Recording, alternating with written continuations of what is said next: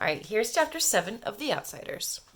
Now there are 3 of us sitting in the waiting room waiting to hear how Dally and Johnny were. Then the reporters and the police came. They asked too many questions too fast and got me mixed up. And if you want to know the truth, I wasn't feeling real good in the first place. Kind of sick, really. And I'm scared of policemen anyway. The reporters fired one question right after another at me and got me so confused I didn't know what was coming off. Derry finally told him I wasn't in any shape to be yelled at so much, and they slowed down a little. Derry's kind of big. Okay, guys, pay attention in this chapter and in the previous one and the next couple that he keeps hinting that he's not feeling well. Pay attention to that because it keeps coming up. Soda Pop kept him in stitches. He'd grab one guy's press hat and another's camera and walk around interviewing the nurses and mimicking TV reporters. He tried to lift a policeman's gun and grinned so crazily when he was caught that the policeman had to grin too. Soda could make anyone grin. I managed to get a hold of some hair grease and comb my hair back so that it looked a little better than before they got any pictures. I'd die if I got my picture in the paper with my hair looking so lousy. Derry and Soda Pop were in the picture too. Jerry Wood told me that if Soda Pop and Derry hadn't been so good looking, they wouldn't have taken so many. That was public appeal, he said.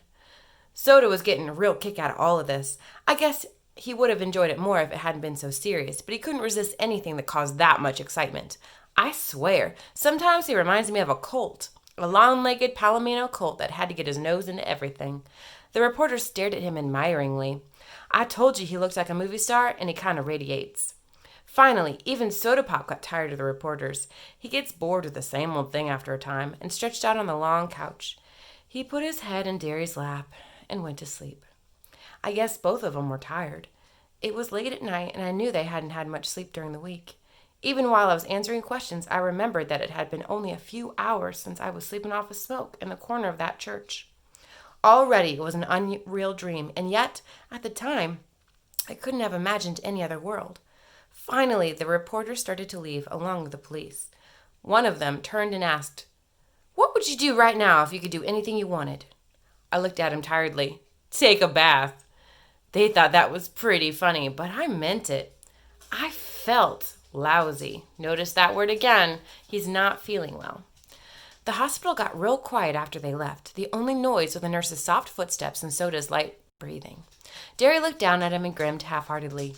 He didn't get much sleep this week, he said softly. He hadn't hardly slept at all. Soda said drowsily. You didn't either.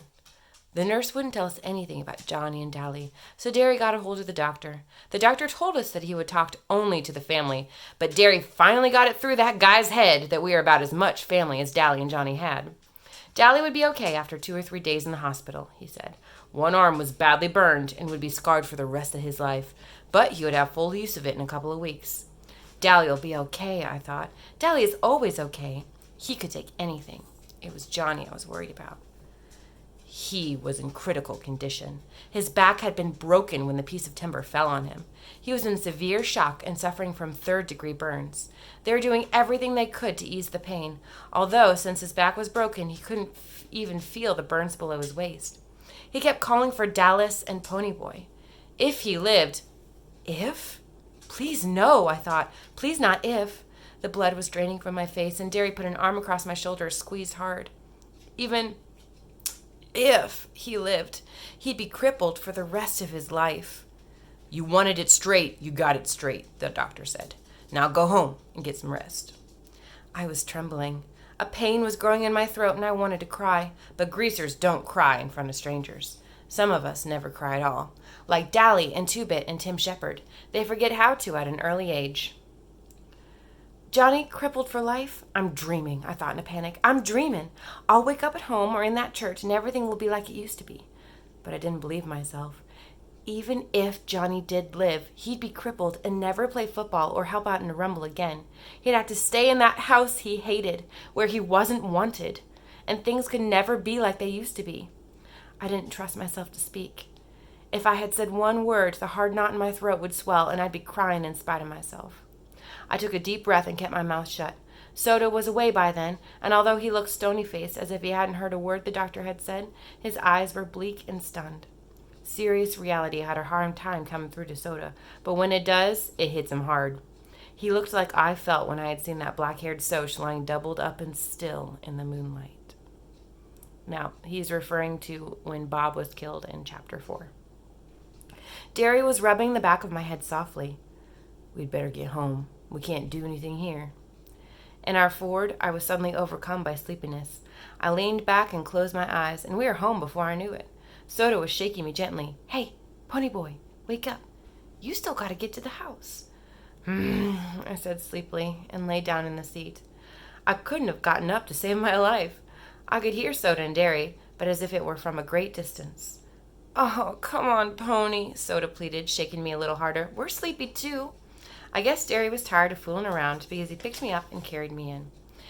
He's getting mighty big to be carried, Soda said, and I wanted to tell him to shut up and let me sleep, but I only yawned. He sure has lost a lot of weight, Derry said. I thought sleepily that I should at least pull off my shoes, but I didn't. I went to sleep in a minute. Derry tossed me on the bed, and I forgot how soft a bed really was. I was the first one up the next morning. Soda must have pulled my shoes and shirt off of me. I was still wearing my jeans. He must have been too sleepy to undress himself, though, because he laid stretched out beside me, fully clothed. I wiggled out from under his arm and pulled the blanket up over him, and then went to take a shower. Asleep, he looked a lot younger than going on 17, but I had noticed that Johnny looked younger when he was asleep, too. So I figured everyone did. Maybe people are younger when they're asleep. After my shower, I put on some clean clothes and spent 5 minutes or so hunting for a hint of beard on my face and mourning over my tough hair. That bum haircut made my ears stick out. Derry was still asleep when I went into the kitchen to fix breakfast. The first one up has to fix breakfast, and the other two do the dishes. That's the rule around our house, and it's usually Derry who fixes breakfast, and me and Soda who are left to do the dishes. I hunted through the icebox and found some eggs. We all like our eggs done differently. I like them hard. Derry likes them in a bacon and tomato sandwich, and Soda Pop eats his with grape jelly. Notice right there that indirect characterization that shows you what kind of personality Soda Pop has. He has a silly personality. Nobody would put jelly on eggs. And it's another way that S.E. Hinton did a great indirect characterization with what the boys eat for breakfast. All three of us like chocolate cake for breakfast. Mom had never allowed it with ham and eggs, but Derry let Soda and me talk him into it. We really didn't have to twist his arm because Derry loves chocolate cake as much as we do. Soda Pop always makes sure that there's some in the icebox every night, and if there isn't, he cooks one up real quick. I like Derry's cakes better. Soda Pop always puts too much sugar in the icing. What does that say about Soda Pop? Soda Pop always puts too much sugar in the icing. That says something about him, too. That kind of playful, childish, immature, whimsical piece of him shows up in what he eats as well. I don't see how he stands jelly and eggs and chocolate cake all at once, but he seems to like it. Derry drinks black coffee, and Soda Pop and I drink chocolate milk. We could have coffee if we wanted it, but we like chocolate milk. All three of us are crazy about chocolate stuff, and Soda says if they ever make a chocolate cigarette, I'll have it made. Anybody home? A familiar voice calls through the front screen, and Two-Bit and Steve came in. We always just stick our heads into each other's houses and holler, hey, and walk in. Our front door is always unlocked in case one of the boys is hacked off at his parents' and needs a place to lay over and cool off. We never could tell who we'd find stretched out on the sofa in the morning.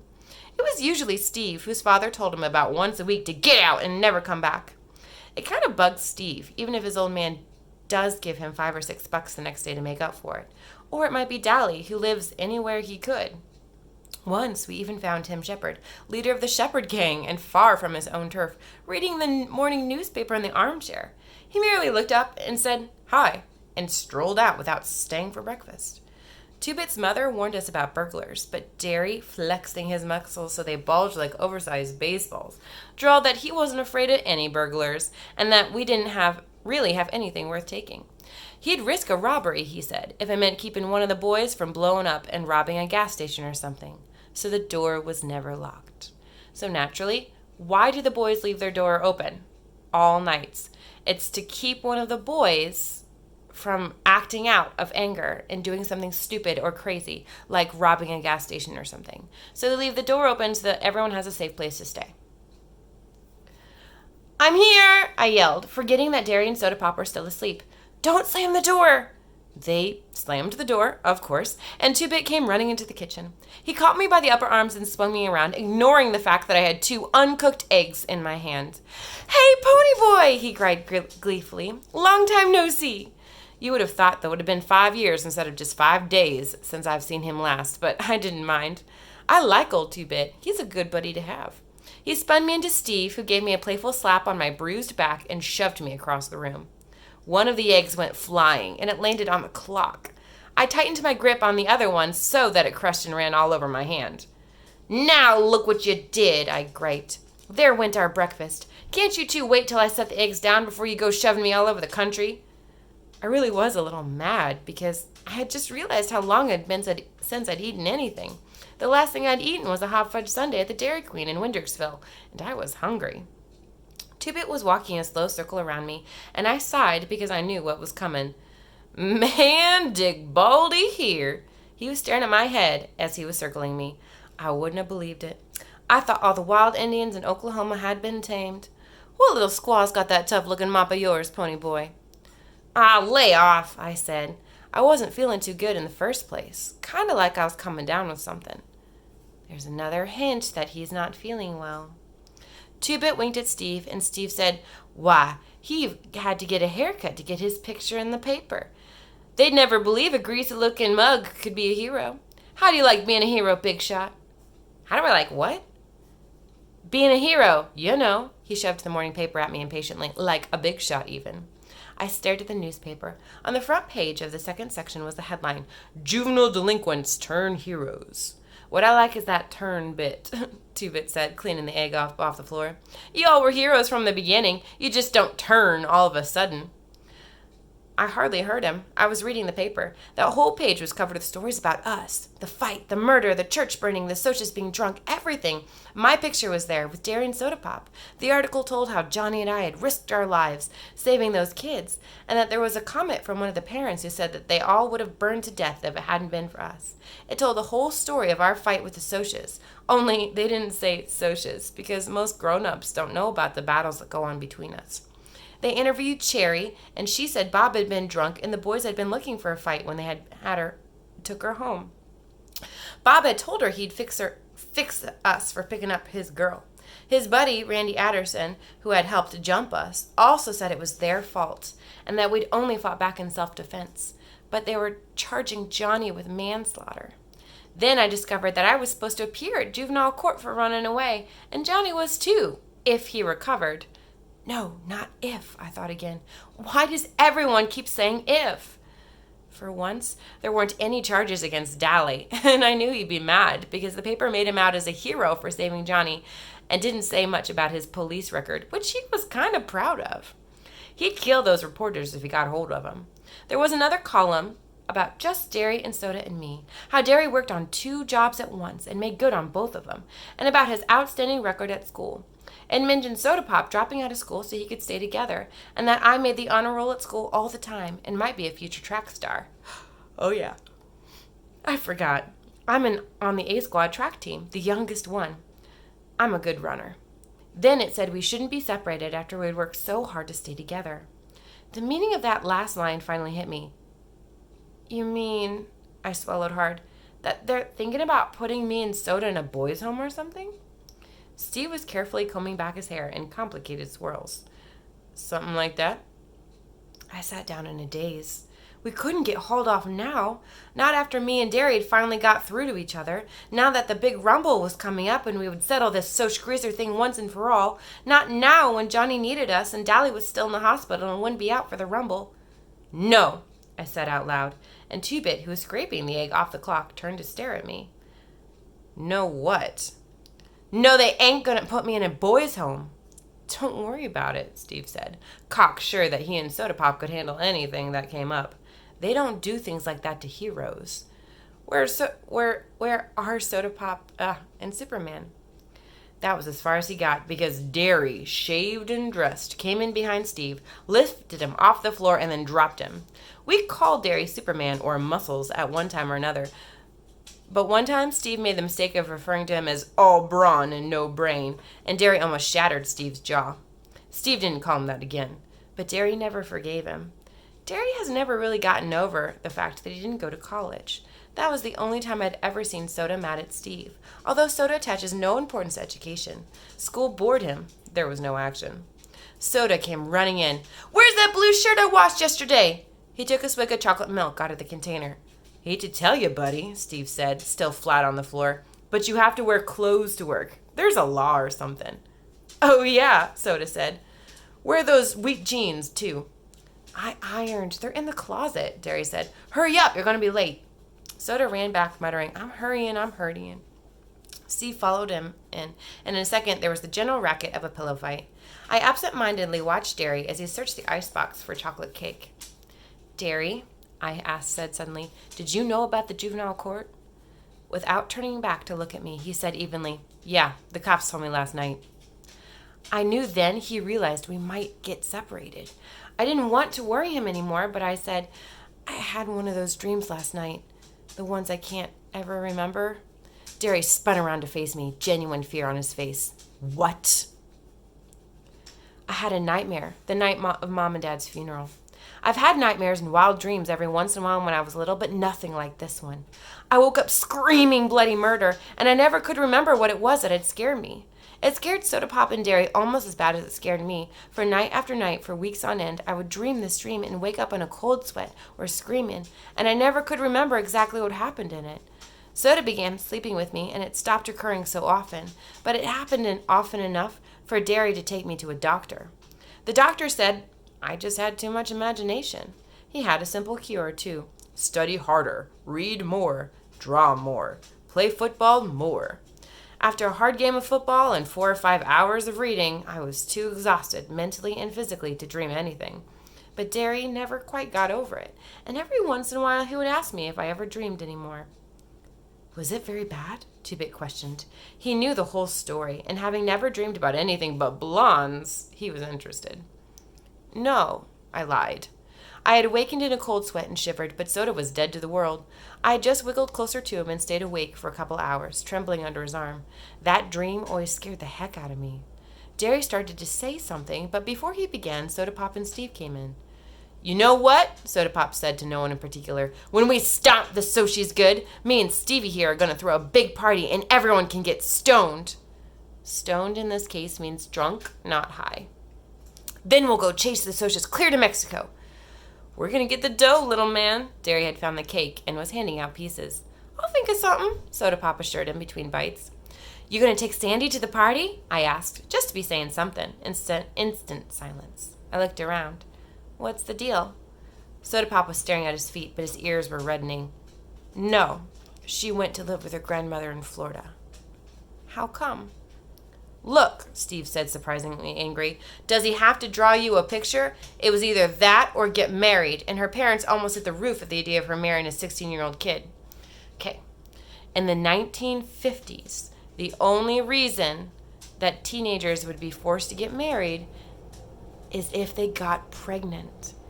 The book doesn't say it out loud, but Soda Pop has a pregnant girlfriend. Okay? That's why she had to go to Florida. Just so we're all clear. 17, Soda said softly. "I'll be 17 in a couple of weeks." "Oh," I said, embarrassed. Soda was so innocent. I had been in on bull sessions, and his bragging was as loud as anyone's, but he never bragged about Sandy. Not ever about Sandy. I remembered how her blue eyes had glowed when she looked at him, and I was sorry for her. There was a heavy silence, and then Derry said, "We'd better be getting on to work, Pepsi-Cola." Derry rarely called Soda by Dad's pet nickname for him, but he did so then because he knew how miserable Soda Pop was about Sandy. "I hate to leave you here by yourself, Pony Boy," Derry said slowly. "Maybe I ought to take the day off." "I've stayed by my lonesome before. You can't afford a day off." "Yeah, but you just got back, and I really ought to stay." "I'll babysit him," Two-Bit said, ducking me as I took a swing at him. "I haven't got anything better to do." "Why don't you get a job?" Steve said. "Ever consider working for a living?" "Work?" Two-Bit was aghast. "And ruin my rep? I wouldn't be babysitting the kid here if I knew of some good day nursery open on Saturdays." I pulled his chair over backward and jumped on him, but he had me down in a second. I was kind of short on wind. I've got to cut on smoking or I won't make track next year. Right. He was kind of short on wind. Notice all of the small details. That Ponyboy's actually feeling very sick. Holler, Uncle! Nope, I said, struggling, but I didn't have my usual strength. Derry was pulling on his jacket. You two do up the dishes. You can go to the movies if you want to before you go see Dally and Johnny. He paused for a second, watching Two-Bit squash the heck out of me. Two-Bit, lay off. He ain't looking so good. Ponyboy, you take a couple of aspirins and go easy. You smoke more than a pack a day and I'll skin you. Understood? Yeah, I said, getting to my feet. You carry more than one bundle of roofing at a time and me and Soda'll skin you. Understood? He grinned one of his rare grins. Yeah, see y'all this afternoon. Bye, I said. I heard our Ford vroom and thought, Soda's driving. And then they left. Anyway, I was walking around downtown and started to take this shortcut through an alley. Two-Bit was telling me about one of his many exploits while we did the dishes. While I did the dishes. He was just sitting on the cabinet, sharpening that black-handled switchblade he was so proud of. And I ran into these three guys, and I said, howdy, and they just look at each other. And then one says, we would jump you, but since you're as slick as we are, we figure you don't have anything worth taking. And I say, buddy, that's the truth, and went right on. Moral, what's the safest thing to be when one is met by a gang with social outcasts in an alley? A judo expert, I suggested. No. Another social outcast. Two-Bit yelped and nearly fell off the cabinet from laughing so hard. I had to grin too. He saw things straight and then made them into something funny. We're going to clean up this house, I said. The reporters or police or somebody might come. But anyway, it's time for those guys from the state to come by and check up on us. This house ain't messy. You ought to see my house. I have. And if you have any sense of a billy goat, you'd try to help around your place instead of bumming around. Shoot, kid, if I ever did that, my mom would die of shock. I liked Two-Bit's mother. She had the same good humor and easygoing ways that he did. She wasn't lazy like him, but she let him get away with murder. I don't know, though. It's just about impossible to get mad at him. When we had finished, I pulled on Dally's brown leather jacket. The back was burned black, and we started for 10th Street. I would drive us, Two-Bit said as we walked up the street, trying to thumb a ride, but the brakes are out on my car. Almost killed me and Kathy the other night. He flipped the collar of his black leather jacket up to serve as a windbreak while he lit a cigarette. You ought to see Kathy's brother. Now there's a hood. He's so greasy, he glides when he walks. He goes to the barber for an oil change, not a haircut. I would have laughed, but I had a terrific headache. We stopped at the Tasty Freeze to buy Cokes and rest up, and the blue Mustang that had been trailing us for 8 blocks pulled in. I almost decided to run, and Two-Bit must have guessed this, for he shook his head ever so slightly and tossed me a cigarette. As I lit up, the socials who had jumped Johnny and me at the park hopped out of the Mustang. I recognized Randy Adderson, Marcia's boyfriend, and the tall guy that had almost drowned me. I hated him. It was their fault Bob was dead. Their fault Johnny was dying. Their fault Soda and I might get put into a boys' home. I hated them as bitterly and as contemptuously as Dally Winston hated. Two-Bit put an elbow on my shoulder and leaned against me, dragging on my cigarette. You know the rules. No jazz before the rumble, he said to the socias. We know, Randy said. He looked at me. Come here. I want to talk to you. I glanced at Two-Bit. He shrugged. I followed Randy over to his car, out of earshot of the rest. We sat there in his car for a second, silent. Golly, that was the toughest car I'd ever been in. I read about you in the paper, Randy said finally. How come? I don't know. Maybe I felt like playing hero. I wouldn't have. I would have let those kids burn to death. You might have. You might have done the same thing. Randy pulled